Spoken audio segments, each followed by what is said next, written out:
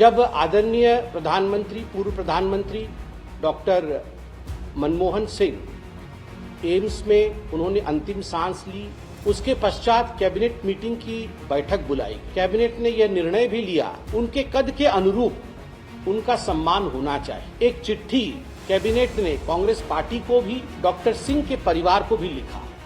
ಮಾಜಿ ಪ್ರಧಾನಿ ಮನಮೋಹನ್ ಸಿಂಗ್ ಅವರ ದೇಹಾಂತ್ಯದ ನಂತರ ಸ್ಮಾರಕವನ್ನ ಮಾಡಬೇಕು ಅನ್ನುವ ವಿಚಾರಕ್ಕೆ ಕಾಂಗ್ರೆಸ್ನ ನಾಯಕರೆಲ್ಲರೂ ಕೂಡ ಬಿಜೆಪಿಯ ಮೇಲೆ ಹರಿಹಾಯ್ದ್ರು.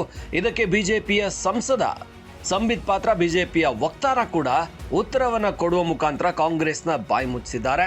ಮನಮೋಹನ್ ಸಿಂಗ್ರ ಸಾಧನೆಗಳು ದೇಶಕ್ಕೆ ಅಪಾರವಾದುದು. ಅವರಿಗೆ ನಾವೇನು ಗೌರವವನ್ನು ಕೊಡಬೇಕು ಅದನ್ನ ಕೊಟ್ಟೇ ಕೊಡ್ತೀವಿ. ಅದನ್ನ ಕ್ಯಾಬಿನೆಟ್ ನಿರ್ಣಯ ಮಾಡಿನೇ ಒಂದು ಪತ್ರವನ್ನ ಕಾಂಗ್ರೆಸ್ ಕಚೇರಿಗೆ ಹಾಗೇನೆ ಇನ್ನೊಂದು ಪತ್ರವನ್ನ ಮನಮೋಹನ್ ಸಿಂಗ್ ಅವರ ಕುಟುಂಬಕ್ಕೆ ನೀಡಲಾಗಿತ್ತು.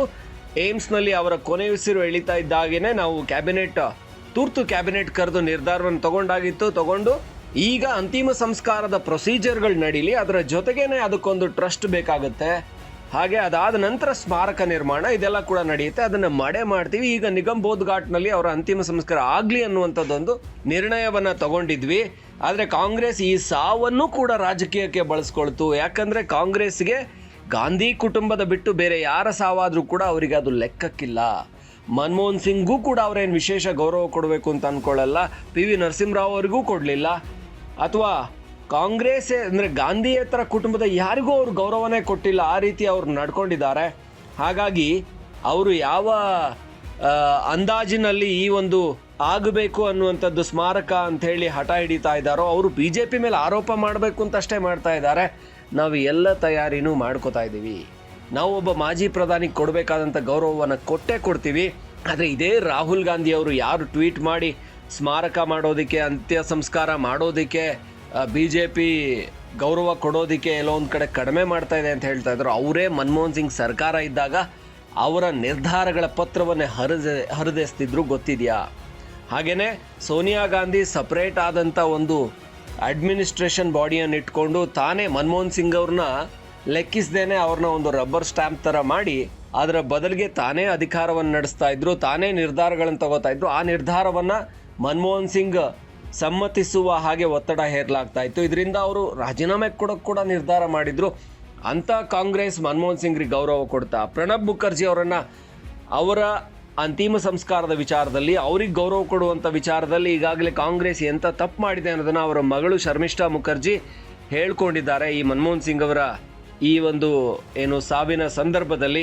ಹಾಗಾಗಿ ಕಾಂಗ್ರೆಸ್ ಗೌರವ ಕೊಡೋದನ್ನು ಬಿಜೆಪಿಗೆ ಅಥವಾ ಈ ಕೇಂದ್ರ ಸರ್ಕಾರ ಈಗಿರೋ ಸರ್ಕಾರಕ್ಕೆ ಹೇಳ್ಕೊಡೋದು ಬೇಕಾಗಿಲ್ಲ ಅಂತ ಚಾಟಿ ಬೀಸಿ ಸಂಬಿತ್ ಪಾತ್ರ ತಮ್ಮ ಎಂದಿನ ಶೈಲಿಯಲ್ಲೇ ಕಾಂಗ್ರೆಸ್ಸನ್ನು ಟೀಕೆ ಮಾಡಿ ಕಾಂಗ್ರೆಸ್ಗೆ ಛೀಮಾರಿ ಹಾಕಿದ್ದಾರೆ.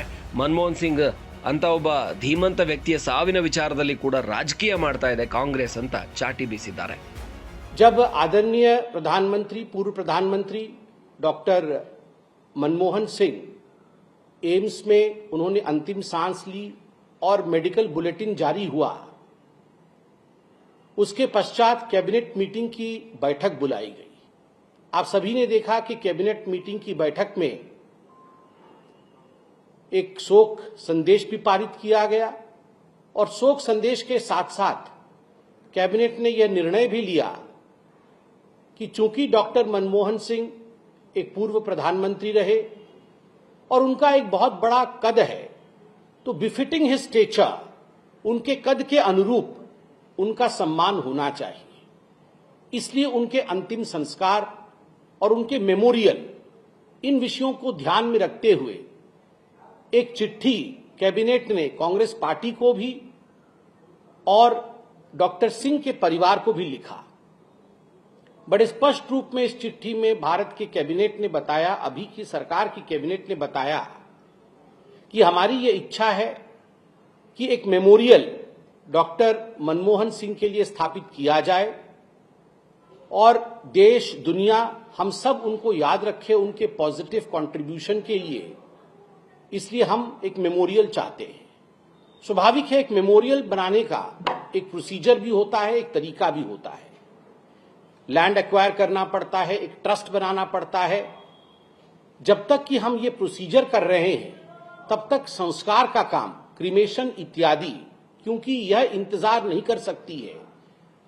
You proceed with the same, आप वो आगे लेकर चलिए और हम मेमोरियल बनाने का काम आगे बढ़ाते हैं। और ये एक सीधा संवाद था जो हमारी सरकार ने कांग्रेस पार्टी को भी लिखित में दिया और हमारी पार्टी ने आदरणीय डॉक्टर सिंह के परिवार को भी यह जताया। मगर उसके बाद कांग्रेस पार्टी ने जिस प्रकार की राजनीति की है, मुझे लगता है आज के दिन शोक के समय इस प्रकार की राजनीति नहीं करनी चाहिए। आज ये बताते हुए भी तकलीफ हो रही है, ये जो तू मैं सोशल मीडिया से लेकर हर जगह चल रहा है कांग्रेस पार्टी के समर्थकों द्वारा, उन्हें ये याद दिलाना पड़ेगा कि डॉक्टर मनमोहन सिंह जब हमारे बीच में थे और जब वो प्रधानमंत्री थे, यदि सर्वाधिक उनका किसी ने महिमा में खंडन किया है, उनकी इज्जत के साथ किसी ने खिलवाड़ की है, तो कांग्रेस पार्टी ने की है। और ये हकीकत है, हम सब जानते हैं, राहुल गांधी जी ने मनमोहन सिंह के अगुवाई में जो कैबिनेट थी, उस कैबिनेट की बैठक के कागज को जिस आक्रोश के साथ, जिस अहंकार के साथ, जिस ईगो के साथ बीच में दरबार में, जनता की दरबार में लाके फाड़ा था कि देखो मैं तो नहीं मानता डॉक्टर मनमोहन सिंह को, हम तो नहीं मानते, गांधी परिवार नहीं मानता डॉक्टर मनमोहन सिंह को, मैं ही हूं, आई एम द बॉस, यह पूरे हिंदुस्तान ने देखा था।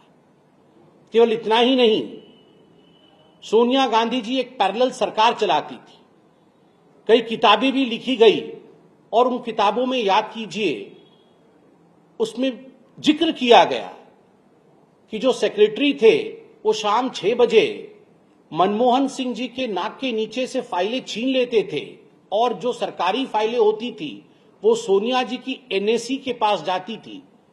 उन्होंने जो एक बॉडी, अनकॉन्स्टिट्यूशनल बॉडी बनाई हुई थी जो कैबिनेट को सुपरसीड करता था, उस बॉडी के पास जाती थी और वो एनएसी निर्णय लेता था कि आखिर देश कैसे चलेगा। और इसको लेकर डॉक्टर मनमोहन सिंह भी काफी आघात में थे। कई बार तो मीडिया में ये चर्चा भी रहा कि इस प्रकार के व्यवहारों के कारण डॉक्टर मनमोहन सिंह ने इस्तीफा देने की बात भी सोची थी अपने मन में। केवल डॉक्टर मनमोहन सिंह नहीं, आज प्रणब मुखर्जी जो कांग्रेस के तत्कालीन बड़े नेता रहे, अध्यक्ष रहे, राष्ट्रपति रहे, प्रणब मुखर्जी की बेटी ने, शर्मिष्ठा मुखर्जी ने भी आज बहुत सारी बातों का खुलासा किया है। शर्मिष्ठा मुखर्जी जी ने भी कहा है कि मेरे पिता के साथ कांग्रेस वर्किंग कमेटी ने अन्याय किया। कांग्रेस पार्टी ने कहा कि प्रेसिडेंट्स का कभी भी कांग्रेस पार्टी शोक नहीं मनाती है, मगर ऐसा नहीं है कि पूर्व में कभी प्रेसिडेंट का शोक नहीं मनाया गया। ये सारे तथ्य आज शर्मिष्ठा मुखर्जी ने खुलासा किया है। प्रणब मुखर्जी कहीं बड़े ना हो जाए, प्रणब मुखर्जी को लीगेसी से बाहर रखने के लिए, उनके लिए किसी प्रकार की चेष्टा इसी कांग्रेस पार्टी ने नहीं की।